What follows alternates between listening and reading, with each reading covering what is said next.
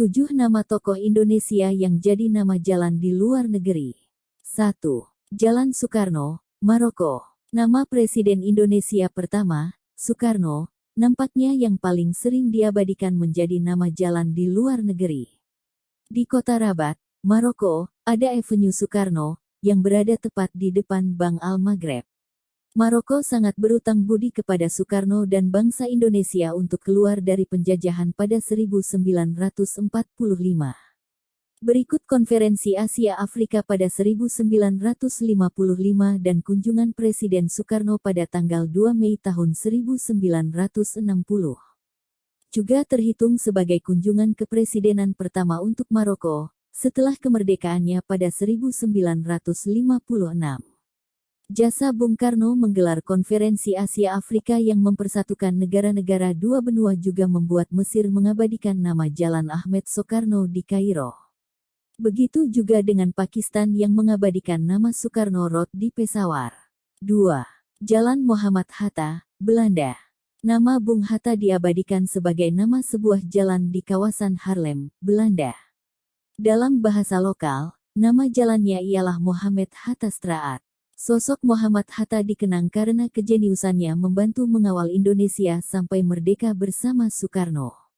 Di sini, Jalan Sang Wakil Presiden Indonesia pertama itu tersambung dengan Jalan Sultan Syahrir Straat, nama pahlawan nasional Indonesia lain yang juga diabadikan di Belanda.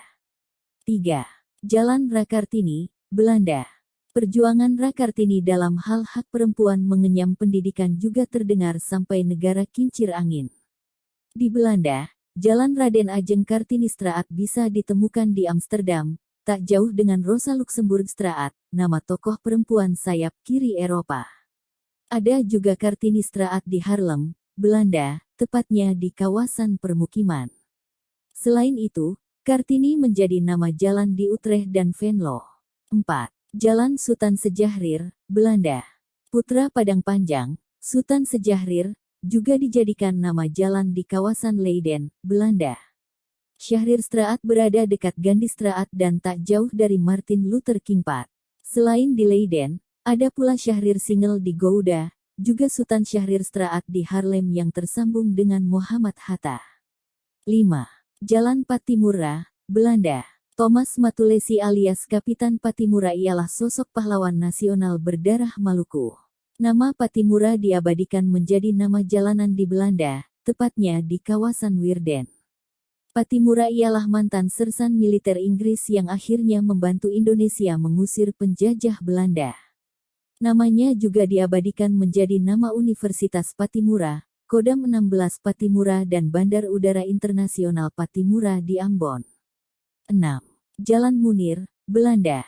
Sosok pejuang hak asasi manusia, Munir Said Talib Al-Katiri, dikenang sebagai nama jalan di Den Haag, Belanda.